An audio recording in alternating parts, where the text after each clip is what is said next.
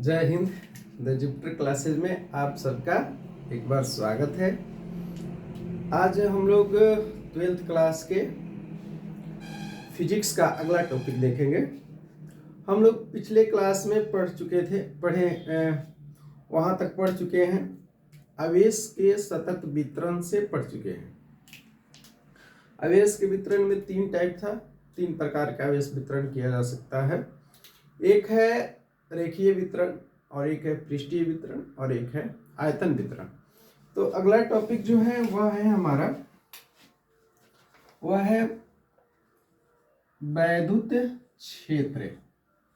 अगला टॉपिक जो है उसका नाम है वैद्युत क्षेत्र तथा वैद्युत क्षेत्र की तीव्रता। वैद्युत क्षेत्र की तीव्रता,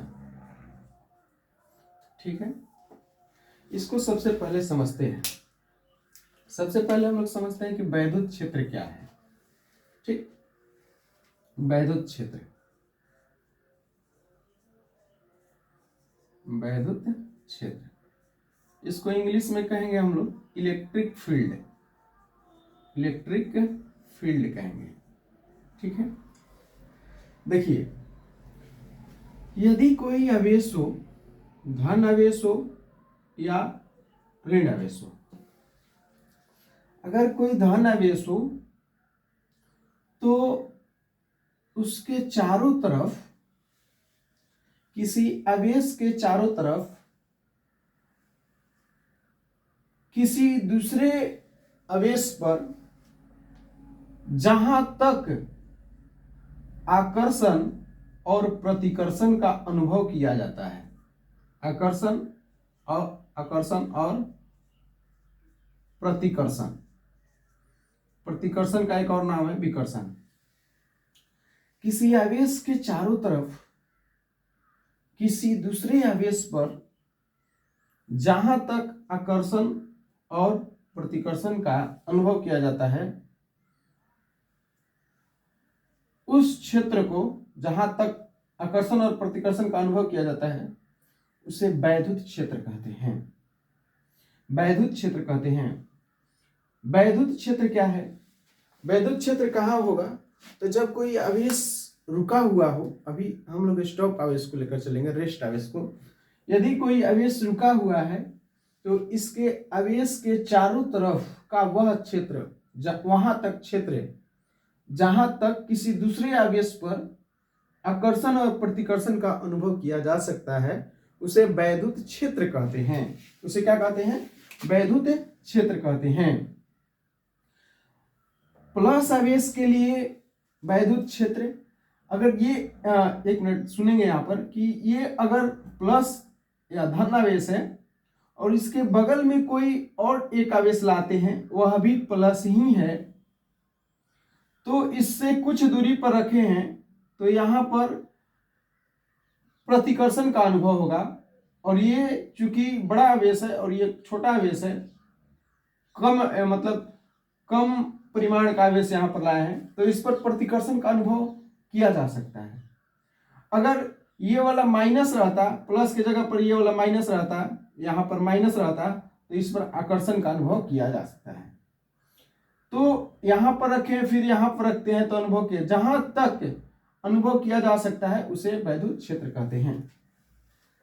अब समझते हैं कि अगर प्लस आवेश, किसी आवेश के बगल में अगर प्लस आवेश आ जाता है, ये वाला, इसको, इसके अपेक्षा इसको अगर हम लोग छोटा लेकर चलते हैं तो इस पर वैद्युत क्षेत्र जो है, ये वाला हो गया, इस आवेश पर वैद्युत क्षेत्र की दिशा किधर होगी? तो इस आवेश के द्वारा इस पर एक बल लगता है जिसे हम लोग वैद्युत बल कहते हैं, कूलॉम के नियम से कूलॉम बल कहते हैं। तो यहां पर एक बल लगेगा इधर की ओर, और इसे ही वैद्युत क्षेत्र की दिशा कहा जाता है। अगर कोई प्लस आवेश के बगल में कोई छोटी मात्रा वाला आवेश को लाते हैं तो कूलॉम के नियम के अनुसार दो आवेशों के बीच में एक बल लगता है जिसे कूलॉम बल कहते हैं, वैद्युत बल कहते हैं। अब वैद्युत बल में आकर्षण और प्रतिकर्षण बल होता है, तो इस पर एक प्रतिकर्षण बल लगेगा और वह बाहर की तरफ लगेगा, क्योंकि ये प्लस है, ये भी प्लस है।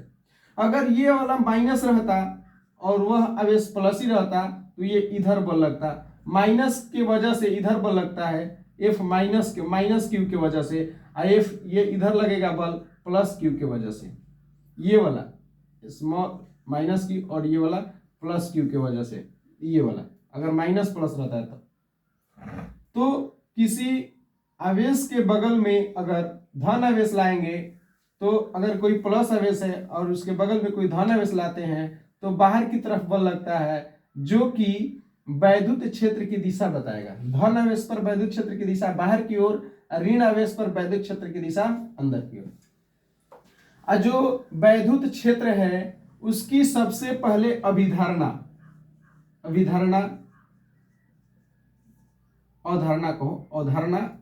जो दिया था अवधारणा वह सबसे पहले दिया था फैराडे ने दिया था। किसने दिया था? फैराडे ने दिया था कि किसी आवेश के चारों तरफ किसी दूसरे आवेश पर यदि आकर्षण और प्रतिकर्षण का अनुभव जहां तक किया जाता है, जिस क्षेत्र तक किया जाता है उसे वैद्युत क्षेत्र कहते हैं। अब हम लोग समझते हैं यहां पर वैद्युत क्षेत्र हो गया, ठीक है। वैद्युत अगर कोई प्लस आवेश है, वैद्युत क्षेत्र है, वैद्युत क्षेत्र देखो प्लस आवेश के बारे में बताते हैं, अभी वैद्युत क्षेत्र के बारे में थोड़ा सा समझते हैं। अगर कोई प्लस आवेश है तो इसके चारों तरफ यहाँ पर वैद्युत क्षेत्र की दिशा बाहर की ओर होगा। इसके सेंटर को ले लेंगे, सेंटर से बाहर की ओर, यहाँ से बाहर की ओर, यहाँ से बाहर की ओर, इस तरीका से कुल मिला करके इसके बाहर की ओर ऐसे होगा। अभी थोड़ा सा समझते हैं वैद्युत क्षेत्र। अगर माइनस आवेश है तो उसके चारों तरफ भी वैद्युत क्षेत्र आकर्षण और प्रतिकर्षण का अनुभव किया जा सकता है, लेकिन उसकी दिशा होगी अंदर की ओर। किधर होगी? अंदर की ओर। बता रहे हैं 1 मिनट में। हम जो आवेश लाएंगे जांच करने के लिए कि इस पर आकर्षण होगा कि प्रतिकर्षण होगा, अगर लाए आवेश और वह आवेश की ओर जा रहा है, हमको लाना है हमेशा धनात्मक आवेश। कौन सा आवेश लाना है? धनात्मक आवेश लाना है। धनात्मक आवेश जो है इसी को कहते हैं हम लोग परीक्षण आवेश। क्या कहेंगे इसको? परीक्षण आवेश। जो चार्ज टेस्ट करने के लिए लाया जाता है कि आकर्षण है कि प्रतिकर्षण है, उसे हम लोग टेस्ट चार्ज कहते हैं, या उसको हिंदी में परीक्षण आवेश कहेंगे। अगर कोई धन आवेश है, वहां वैद्युत क्षेत्र की दिशा अगर पूछा जाएगा तो बाहर की ओर, माइनस रहेगा तो अंदर की ओर। यानी कि इसमें कोई प्लस आवेश ला देंगे तो यहाँ पर बल की दिशा बाहर होगा और वैद्युत क्षेत्र की दिशा बाहर होगा, और यहाँ पर प्लस आवेश लाएंगे तो वैद्युत क्षेत्र की दिशा अंदर की ओर होगा, और यह इसमें आकर्षण होगा, इसलिए वैद्युत क्षेत्र की दिशा अंदर की ओर होगा। ठीक है। अब हम लोग बात करेंगे वैद्युत क्षेत्र की तीव्रता। वैद्युत क्षेत्र की तीव्रता का बात कर लेते हैं। वैद्युत क्षेत्र की तीव्रता, ठीक है। एक यहां पर आवेश है, हम मान लेते हैं कि यहां पर प्लस आवेश है, ठीक है। एक बिंदु है P, यहां पर प्लस आवेश है, और यहां से एक बिंदु ले लेते हैं यहां पर हम रखे हैं प्लस Q आवेश लाए हैं, छोटा वाला। तो यहां पर पूछेंगे कि इस बड़े जो रेस्ट आवेश है, ये वाला जो पहले से स्थिर आवेश है, इसके द्वारा उस पर बल लगाया जाएगा, और वह बल कहाँ होगा? बाहर की ओर होगा। अगर यहाँ पर माइनस होता और उस प्लस पर पूछते तो अंदर की ओर होता। तो यहाँ पर पूछेंगे कि वैद्युत बल की दिशा किधर है, तो बाहर की ओर है। पूछेंगे कि वैद्युत क्षेत्र जो है उसकी दिशा किधर है, तो सेम टू सेम है, दोनों इधर ही है, और इस पर आवेश है, ठीक है।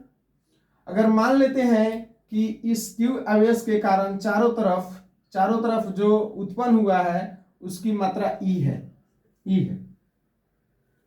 वैद्युत क्षेत्र चारों तरफ जो उत्पन्न है उसकी तीव्रता E है।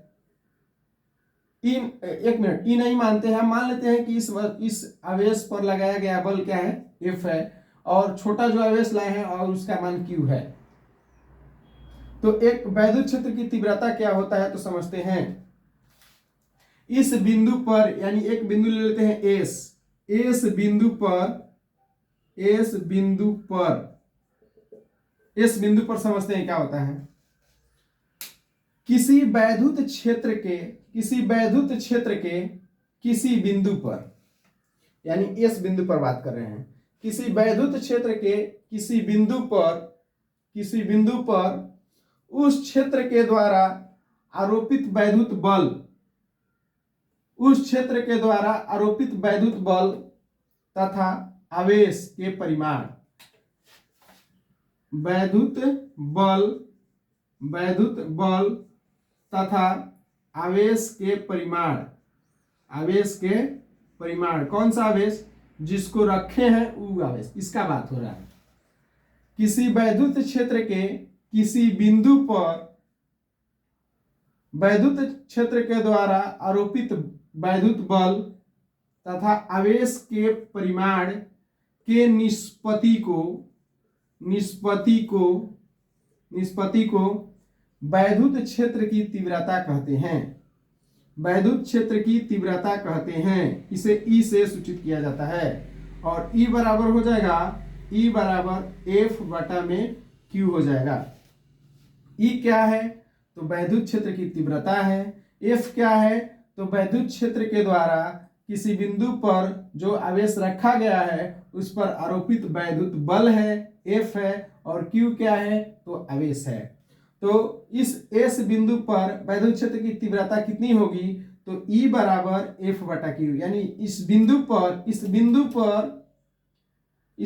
पर ई का मान कितना होगा, यानी कि तीव्रता कितना होगा। तीव्रता कहने का मतलब है कि यहाँ पर वैद्युत जो बल लगेगा वो अलग होगा। नजदीक ला देंगे आवेश को तो यहाँ पर बल अलग लगेगा, तो यहाँ पर उसकी तीव्रता जो होगी अलग होगी और यहाँ पर तीव्रता अलग होगी। किसी वैद्युत क्षेत्र के अंदर अलग अलग बिंदुओं पर वैद्युत क्षेत्र की तीव्रता का मान अलग अलग हो सकता है। और जिस बिंदु पर अलग अलग होता है उसके लिए आगे एक टॉपिक आएगा, समविभव आएगा, समपृष्ठीय वैद्युत क्षेत्र करके आएगा। ठीक है, तो अभी हम लोग यहां समझे कि वैद्युत क्षेत्र की तीव्रता क्या है। तो किसी वैद्युत क्षेत्र के किसी बिंदु पर बिंदु आवेश पर आरोपित वैद्युत बल तथा उस बिंदु पर उपस्थित आवेश के परिमाण के निष्पत्ति को वैद्युत क्षेत्र की तीव्रता कहते हैं इस बिंदु पर। ठीक है, तो ई बराबर क्या होता है? एफ बटा क्यू होता है। ठीक है, इसको स्क्रीनशॉट ले लेंगे। ठीक है, आगे देखते हैं।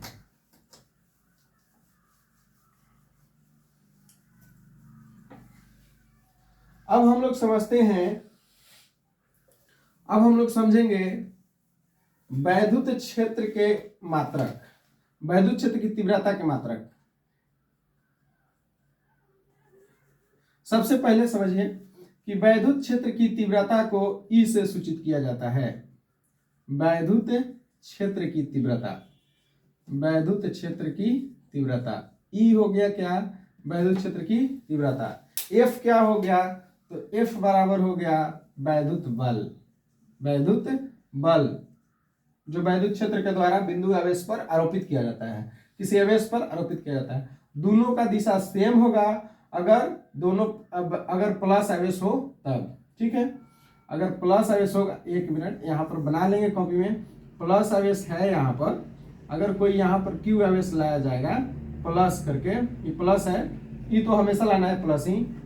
अगर यहाँ पर माइनस है और इसमें प्लस आवेश लाया जाएगा तो पूछेंगे कि इसकी दिशा किधर होगी? तो बाहर की ओर।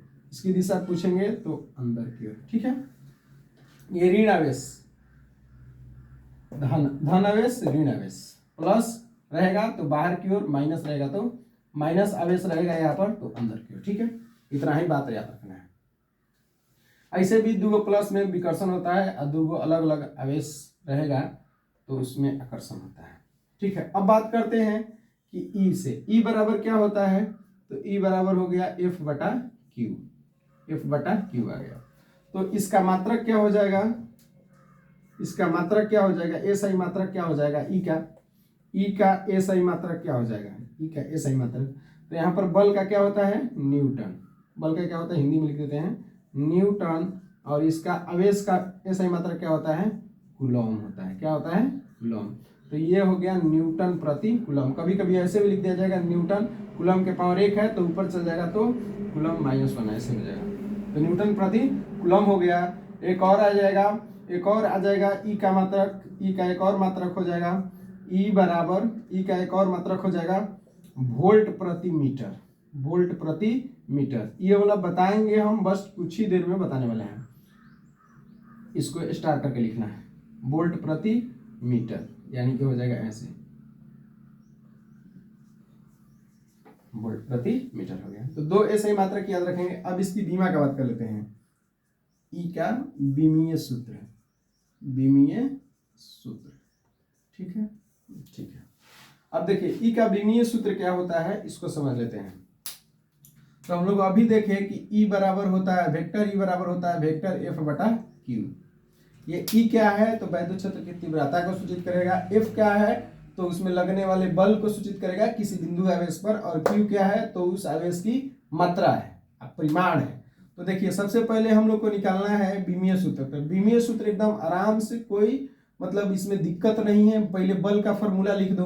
तो बल बराबर होता है द्रव्यमान गुना त्वरण, यानी कि एम गुना ए, ठीक है। और क्यू बराबर होता है आई टी। हम इसको काहे तोड़ रहे हैं, हम लोग को बीमीय सूत्र ज्ञात करना है। अब बीमीय सूत्र ज्ञात करने के लिए हमको जाना पड़ेगा फंडामेंटल क्वांटिटी में, फंडामेंटल क्वांटिटी में जाना पड़ेगा। मतलब कि जो मूलभूत राशियां हैं 7, उसमें इसको तोड़ना पड़ेगा, ठीक है। तो हम एकदम नजदीक से बता रहे हैं। अब देखेंगे कि मूलभूत राशियां में 1 2 3 ये होता है, लेकिन ये वाला अभी नहीं, इसको तोड़ना पड़ेगा। तो एम हो गया, आई हो गया और टी हो गया। ए को अभी तोड़ेंगे तो ए से त्वरण है, त्वरण बराबर क्या होता है, वेग में परिवर्तन बटा समय, तो v बटा टी हो जाएगा। फिर इसको तोड़ना पड़ेगा एम आई टी टी, लेकिन ये अभी भी फंडामेंटल राशि नहीं है, ठीक है, मूलभूत राशि नहीं है। मूलभूत राशियों की संख्या यानी कि मूल राशियों की संख्या 7 होती है, तो उसमें ये वेग नहीं आता है। तो वेग बराबर होता है विस्थापन बटा समय, यानी कि s बटा टी होता है। ये हो गया एम। अब देखेंगे ये सब आ गया। विस्थापन क्या है, तो एक तरह का लंबाई होता है। लंबाई एक मूलभूत राशि है। समय भी है, समय आई माने विद्युत धारा भी होता है, और ये एम माने द्रव्यमान। इस सारा का सारा जो है मूल राशि है, इसलिए अब आगे नहीं ले जा सकते, यहाँ तक हमारा काम हो जाएगा। देखेंगे कि एम में द्रव्यमान का देखेंगे तो इसका क्या होता है, बीमीय सूत्र इसका क्या होगा, द्रव्यमान, तो इसका होता है एम होता है मास, ठीक है। और ये होता है विस्थापन, एस माने विस्थापन है। विस्थापन एक तरह का लंबाई होता है, लंबाई को हम लोग बीमीय सूत्र में एल लिखते हैं, ठीक है। और ये हो गया आई, विद्युत धारा। अब विद्युत धारा को लिखा जाता है ए, ठीक है, एम्पियर वाला, ठीक है। और ये हो गया समय, 1 2 3 गो है, तो समय के लिए टी होता है, तो टी के पावर 3 हो जाएगा। ये हो गया आपका क्या, ई का बीमीय सूत्र। इसको ऐसे भी लिखा जा सकता है, ई बराबर, इसको ऊपर लेके चले जाएंगे, सबसे इसमें कम हो जाएगा, तो टी के पावर 3 है, ऊपर जाएगा तो -3, यानी टी के पावर -3। ये के पावर 1 है, तो ऊपर जाएगा तो -a हो जाएगा। और ये m के पावर 1 और l के पावर 2, सबको अलग अलग लिख देंगे, ठीक है। तो इस तरह से इसका बीमीय सूत्र ये वाला हो गया। आप इसको अपने तरीका से इसको बना सकते हैं। इतना अब समझ में आ गया होगा, ठीक है। आगे बात करते हैं, हटा देते हैं इसको, इसको लिख लेना है, वो जैसे लिख देना है परिभाषा। सबसे पहले एक काम कीजिएगा कि जो भी हम टॉपिक पढ़ा रहे हैं उसको आप कॉपी पर नोट कर सकते हैं। सबसे पहले जिस टॉपिक को पढ़ा, जैसे वैद्युत क्षेत्र क्या है, उसका परिभाषा लिख करके जो हम बोर्ड पर लिखते हैं वो एकदम बिल्कुल मतलब फिजूल नहीं है। उसको आप लोग कॉपी पर लिखिएगा तो आपको याद आएगा, ठीक है। अब उसके बाद ई के वैद्युत क्षेत्र की तीव्रता है, उसके बाद ऐसे लिख करके लिख सकते हैं ई का मात्रक क्या होता है, 2 ई मात्रक याद रखेंगे। फिर उसके बाद बीमीय सूत्र इसको याद रखना है। और आपको बता देते हैं कि इसमें यहां पर भी लिख सकते हैं, जहां कॉपी में होना चाहिए ई बराबर एफ बटा क्यू होता है। तो एक बात बता देते हैं कि जो बल है, बल और एफ, बल और ई, ये दोनों सदिश राशि है, ठीक है। और ये कौन सा है, आवेश जो है वह अदिश राशि है। तो राशि भी ध्यान में रखना है कि कौन कौन सा राशि है, ठीक है। इसमें एक आएगा वोल्ट आएगा, तो वोल्ट जो है वो अदिश राशि है। एफ जो है और ई जो है वो सदिश राशि है, क्यू जो है वह क्या है, अदिश राशि है। आप लोग धीरज रखिए, हम सारा चैप्टर जो है ना एकदम बिल्कुल खत्म कर देंगे। थोड़े सा हम कभी कभी जो है ना टाइम की वजह से, लेकिन हम कोशिश करेंगे कि अब जल्दी जल्दी सब खत्म करके छोड़ ही दे, ठीक है। इसको हटा देते हैं।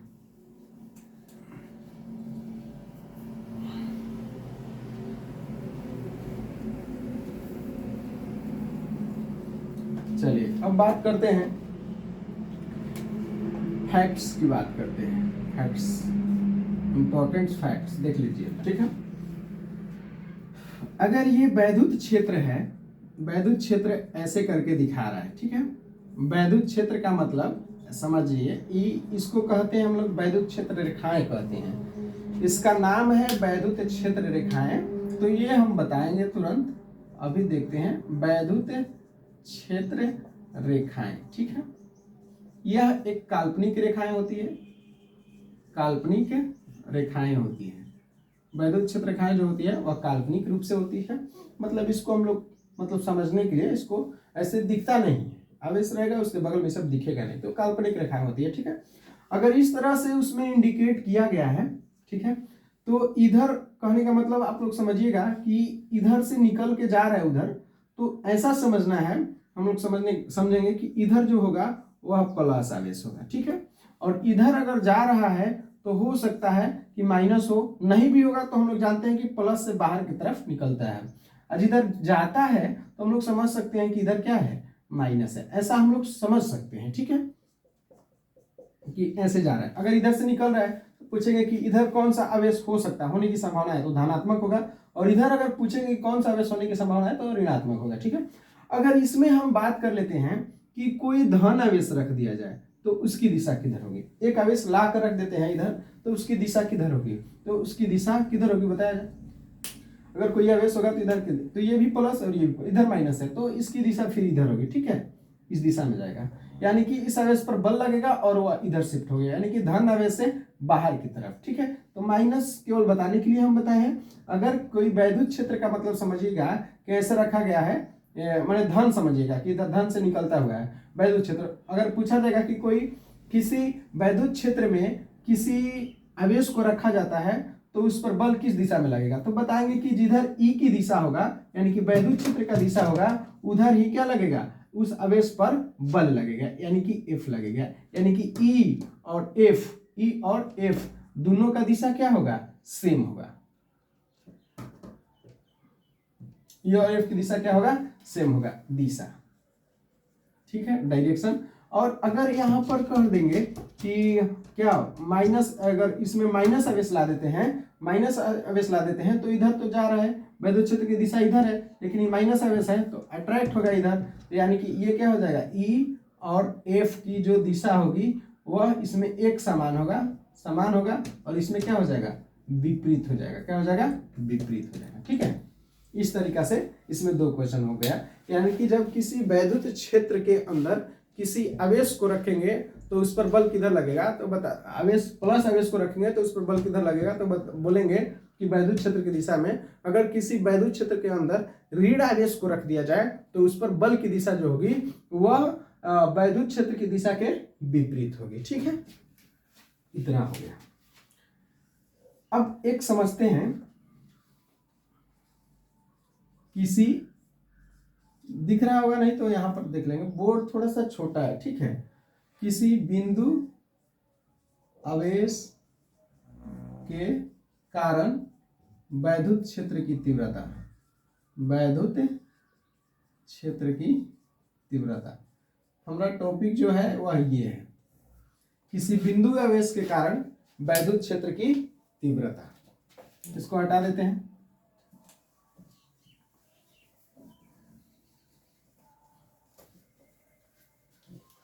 देखिए समझते हैं क्या है, किसी बिंदु आवेश के कारण वैद्युत क्षेत्र की तीव्रता समझते हैं, ठीक है। देखिए सबसे पहले बात है कि एक यहाँ पर आवेश है, ठीक है, इसको हम मान लेते हैं इस तरीके से, यहाँ पर बिंदु आवेश है और उसका नाम ओ तो मूल बिंदु है, और ये हो गया एक्स, और इस पर रख देते हैं एक्स डैश, और ये वाई और ये वाई डैश, चलिए ठीक है। इसको मान लेते हैं कि मूल बिंदु है और यहाँ पर एक आवेश है और क्यू है, तो इसके चारों तरफ वैद्युत क्षेत्र उत्पन्न होगा, ठीक है।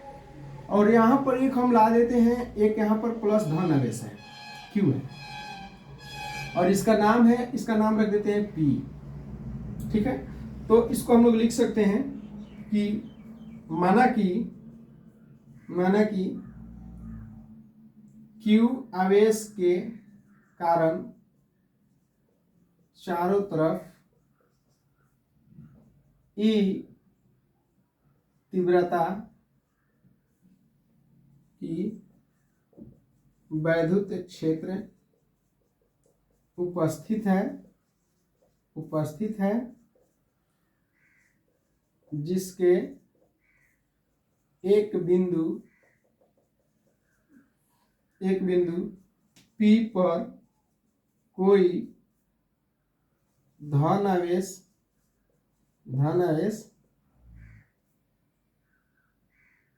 स्थित है। हो गया। कहने का मतलब है जिसके एक बिंदु P पर कोई धन आवेश Q आवेश से R दूरी पर स्थित है, ऐसे करके लिख देंगे। ठीक है, इतना हो गया। अपने भाषा में जैसे लिखना है लिख सकते हैं कि एक आवेश है Q, कैपिटल Q, और यहाँ से R दूरी पर एक बिंदु आवेश है, एक बिंदु P है जिस पर एक और आवेश है प्लस Q है। ठीक है, तो इस बिंदु पर अब हम लोग देखेंगे कि इसके ये भी प्लस, ये तो इसके चारों तरफ है प्लस है, तो मान कर चलिए कि इसके चारों तरफ वैद्युत क्षेत्र बाहर की ओर निकलेगा, तो इस पर ये भी धन आवेश है, तो यहाँ पर उसकी दिशा जो होगी F की वह इधर होगा और E की भी दिशा इधर ही होगा। ठीक है, दोनों का दिशा सेम होगा। हम लोगों को इस बिंदु पर बताना है कि वैद्युत क्षेत्र की तीव्रता कितनी होगी। अब एक निश्चित दूरी ले लिया गया है जिसका मान कितना है R। प्रश्न में 4 मीटर, प्रश्न में 10 सेंटीमीटर, 20 सेंटीमीटर, 40 मीटर ऐसे करके सवाल रहेगा। ठीक है, ये R हो गया कि Q आवेश से R दूरी पर वैद्युत क्षेत्र की तीव्रता कितनी होगी, ये बताना है। Q आवेश से R दूरी पर वैद्युत क्षेत्र की तीव्रता कितनी होती है। तो यहाँ पर हम लोग एकदम सिंपल तरीका से समझते हैं। ठीक है, सबसे पहले समझेंगे कूलॉम के नियम से। कूलॉम के नियम से हम लोग लिख सकते हैं। कूलॉम के नियम से क्या लिख सकते हैं? कूलॉम के नियम से क्या होता है कि दो अगर बिंदु आवेश हो और एक स्ट्रेट लाइन, दो बिंदु हमेशा एक स्ट्रेट लाइन में होती है, तो उनके बीच में एक आकर्षण या प्रतिकर्षण का बल लगता है, तो इनके बीच में एक बल लगेगा और उस बल का परिमाण जो होगा वह इतना हो जाएगा 1/4 पाई E0। ठीक है, यहाँ पर हवा के लिए जो भी बता है, हवा के लिए K का मान 1 होता है, तो यहाँ पर हम लोग 1 लिख सकते हैं। K यहाँ पर होता है ना, तो K के जगह पर हम लोग 1 लिख देंगे। तो हवा के लिए स्पेशल बात हो रहा है, निर्वात के लिए, तो गुना Q1 Q2, तो Q1 के जगह पर Q और Q2 के जगह पर हो जाएगा स्मॉल q। अब आटा में कितना हो जाएगा, दूरी कितना है, तो R² हो जाएगा। ठीक है, R² हो जाएगा। और इसकी कुछ ना कुछ दिशा है, उस तरफ से दिशा, इसकी दिशा होगा ना इधर, तो उसको हम लोग लिख देते हैं R कैप, यानी कि R की दिशा में होगा। R जो है ना इसकी दिशा में, R कैप का मतलब R की दिशा में। ठीक है, तो यहाँ पर अगर हम लोग बात करते हैं तो ये हो गया इतना। अब अभी हम लोग तुरंत पढ़े कि ये आवेश है, तो इसके चारों तरफ वैद्युत क्षेत्र उत्पन्न होगा। अब वैद्युत क्षेत्र में किसी बिंदु आवेश को रख दिया जाता है, तो वहां पर E का अलग होता है, E बराबर वहां पर हो जाएगा F/Q हो जाएगा। एक बात और समझा देते हैं, एक बार और समझ लेते हैं हम लोग कि कूलॉम के नियम से ये वाला उस पर जितना बल लगाएगा ये भी उतना लगाने का प्रयास करेगा। ठीक है, विपरीत दिशा में, मतलब इन दोनों के बीच में प्रतिकर्षण हो रहा है, तो ये इधर और ये इधर जाएगा। ये वाला इस पर बल लगेगा और ये वाला इस पर बल लगेगा, तो F इसके द्वारा इस पर लगाया गया बल कितना है, तो इतना आ गया। ठीक है, अभी हम लोग तुरंत पढ़े वैद्युत क्षेत्र की परिभाषा से। वैद्युत क्षेत्र की परिभाषा से क्या पढ़े कि किसी बिंदु पर वैद्युत क्षेत्र की तीव्रता कितनी होती है, तो E बराबर F/Q। तो अब हम लोग लिख सकते हैं F के जगह पर कितना आया है, तो लिख सकते हैं कि नीचे तो Q हो गया 1/Q, और यहाँ पर लिख सकते हैं F के जगह पर लिखा जा सकता है 1/4 पाई E0, और ये हो जाएगा Q में R², और ये हो गया R कैप। ठीक है, तो Q से Q कट गया, एक मिनट, ये Q कट गया और हमारे पास आ गया E बराबर कितना 1/4 पाई E0। ठीक है, और ऊपर में बच गया ये Q बच गया है Q में R², और ये क्या हो गया R कैप। तो इस तरह से ये हमारा क्या निकल कर आ गया, वैद्युत क्षेत्र की तीव्रता। ठीक है, ये वाला ऑब्जेक्टिव प्रश्न जो है हमेशा एग्जाम में पूछा जाता है। कि ये बताइए किसी बिंदु आवेश Q से r दूरी पर r दूरी पर, तो r दूरी यहाँ तक पहुंच गया, r दूरी पर वैद्युत क्षेत्र की तीव्रता कितनी होती है, तो बताएंगे 1/4πE0Q/r², और ये हो गया r कैप। इसको ऐसे भी लिखा जा सकता है E बराबर 1/4πE0, ठीक है, Q बटा में r²। पता है r कैप बराबर क्या होता है, तो r कैप बराबर इतना होता है, r कैप बराबर वेक्टर r बटा में मोड r, ऐसे करके होता है। तो यहाँ पर और लिख सकते हैं वेक्टर r बटा में मोड r, ऐसे करके। तो ये वाला हो जाएगा E बराबर वेक्टर E बराबर ऐसे लिख सकते हैं 1/4πE0 QR बटा में r, ये भी मोड है, इसको बताया है पहले कि इसको ऐसे भी लिखा जा सकता है, मोड r को हम लोग r भी लिख सकते हैं, तो 2 बार या 1 बार कितना हो जाएगा r³ हो जाएगा। तो इस तरह से भी इसको लिखा जा सकता है, ठीक है। तो ये हमारा हो गया किसी बिंदु आवेश के कारण r दूरी पर वैद्युत क्षेत्र की तीव्रता का मान हो गया, ठीक है। मिलते हैं अगले वीडियो में, तब तक के लिए धन्यवाद, जय हिंद। आप लोग मन लगाकर पढ़ते रहिए, अपने पर विश्वास रखें, और मेरा जो वीडियो है वो हमेशा अब डालेंगे, रोज हमेशा डालेंगे, ठीक है, कोशिश करेंगे। तब तक के लिए धन्यवाद।